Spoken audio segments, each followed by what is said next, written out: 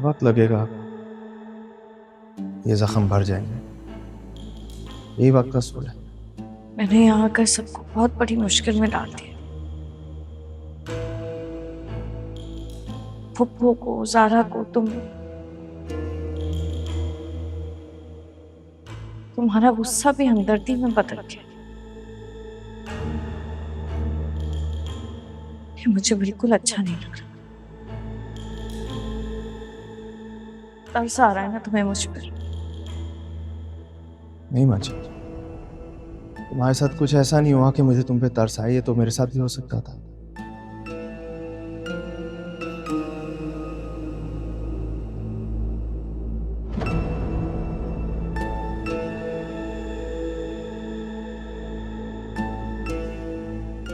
एक घर में रहते हुए हम लोग अजनबी हैं। आप तो निकल जाते अपने काम करने, आपको तो फर्क भी नहीं पड़ता। मेरे लिए दिन काटना कितना मुश्किल है, कुछ अंदाजा भी आपको? मुझे कुछ समझ नहीं आ रही, मैं जा रहा हूँ। रुक जाओ, आप यहीं आराम से बैठे, मैं चली जाती हूँ। घर में तमाशा बनाने की जरूरत नहीं है। मैं तमाशा बना रही हूँ? हमजा, तमाशा आप बना रहे जो खत्म होने का नाम ही नहीं ले रहा है। मैं काम करती हूँ, मैं हादी को फोन करती हूँ, उसे यहाँ बुलाती हूँ और उसे आपके सामने बिठाती हूँ। फिर जो भी आपके दिल में बदगुमानियां हो ना, उसके सामने बैठ के क्लियर कर ले आप। अब मैं हादी से जाके सफाइयां लूंगा अपनी बीवी के पास के बारे में? तुम होश में तो हो? सर, क्योंकि मुझे समझ नहीं आ रहा है कि मैं आपका मूड कैसे ठीक करूं। मैं आपको कैसे यकीन दिलाऊं कि जो भी मंशा ने आपके दिमाग में भरा है वो सब कुछ झूठ है। खुदा के लिए ना मुझे अकेला छोड़ दो थोड़ी देर के लिए।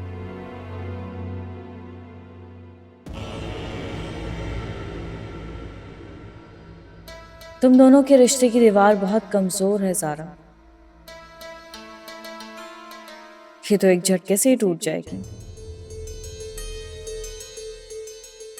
मुझे तो लगा था बहुत मेहनत करनी पड़ेगी, लेकिन यहाँ पहले से ही हालात उसी डायरेक्शन में जा रहे हैं।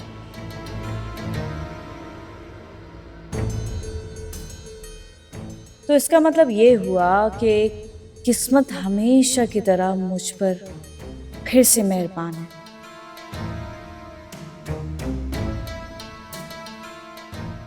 और जरा सी कोशिश से मैं अपने हालात एक दफा फिर से बदल सकती हूँ।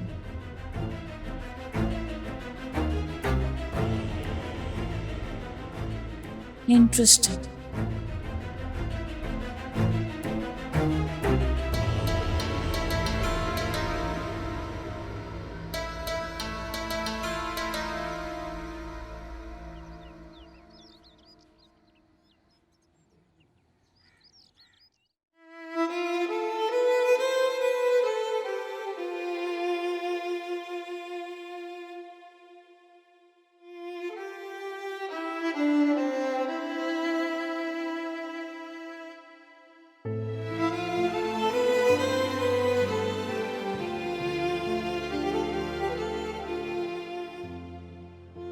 अपनी घर गृहस्थी को बचाने के लिए ना औरत को कभी कभी नहीं, हर बार अपनी अना को मारना पड़ता है।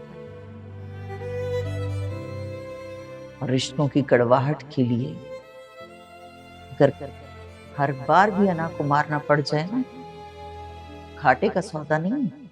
मेरे लिए मुश्किल नहीं है हमजा के लिए अपनी अना को मारना।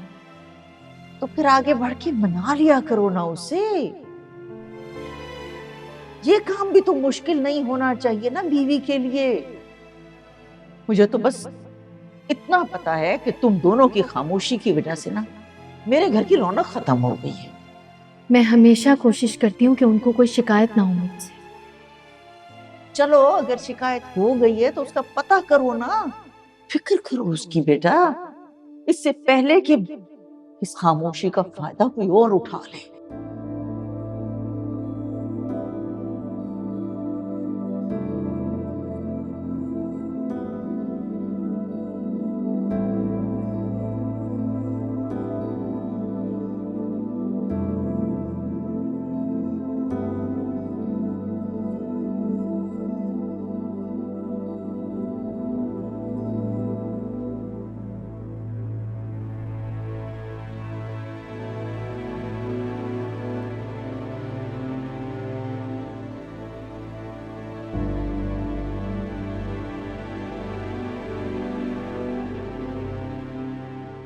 कैसी तबीयत है अब तुम्हारी?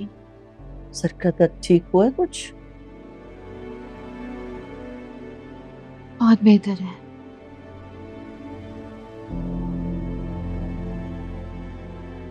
मैं आपके लिए चाय लाती हूँ। नहीं, बैठो यहाँ मेरे पास, चाय पीने को दिल नहीं चाह रहा।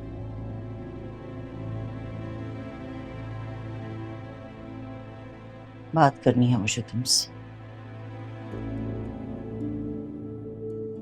चाय नहीं पियेंगी लेकिन जूस तो पियेंगी ना?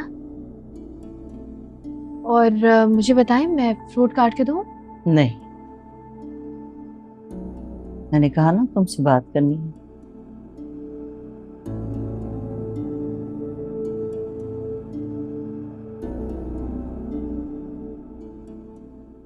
मुझे सच सच और खुलकर बताओ जरा,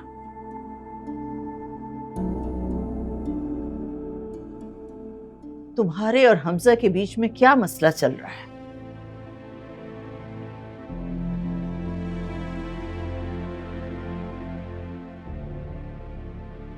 बहुत दिनों से मैं देख रही हूं तुम दोनों एक दूसरे से उलझे उलझे हो।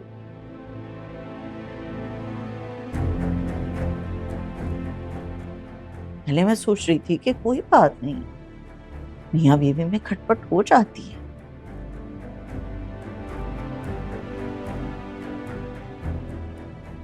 फिर जब नाराजगी दूर होती है तो एक दूसरे पर पहले से ज्यादा प्यार आता है।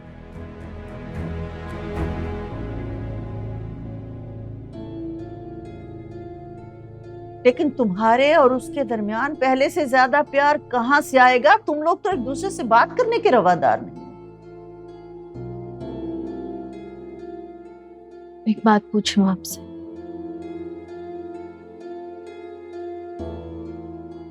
जब बचपन में हमजा नाराज हो जाते थे तो आप उन्हें मनाती कैसे थी? सच बताऊं,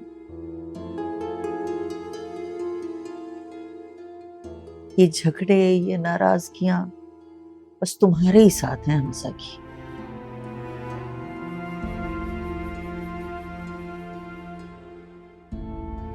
मुझसे तो वो कभी भी नाराज नहीं हुई।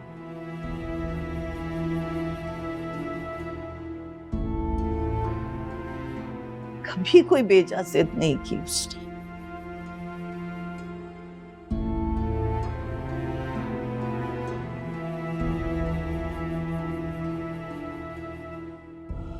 देखो ज़ारा,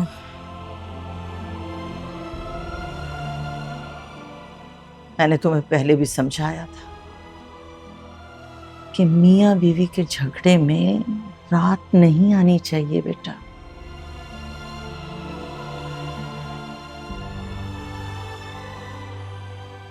झगड़ा छोटा हो या बड़ा, उसे कमरे तक लेके ही नहीं जाना चाहिए। कोशिश की थी मैंने,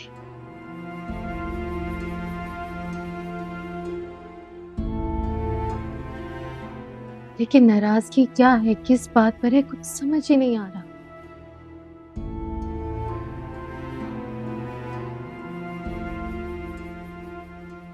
छोटी सी, बस छोटी सी गलतफहमी को लेकर उलझ से गए हम। कौन सी गलतफहमी?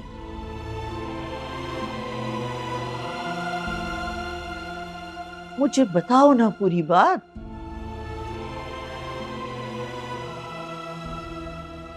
देखो, मुझे तुम्हारे और हमजा के बीच में ना कोई बेसुकूनी नहीं चाहिए।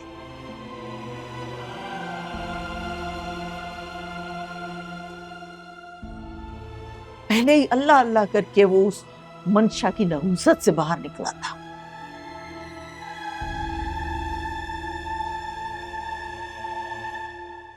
अरे क्या हो गया? शादी से पहले तो लड़कियों के रिश्ते आते ही रहते हैं, इसका मतलब ये थोड़ी है कि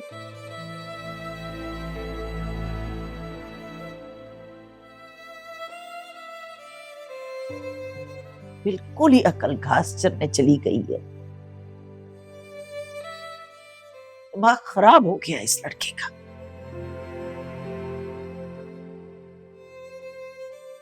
उसके साथ जो हुआ है ना, उसको लगता है कि सारी दुनिया उसी की तरह चोट खाए हुए है।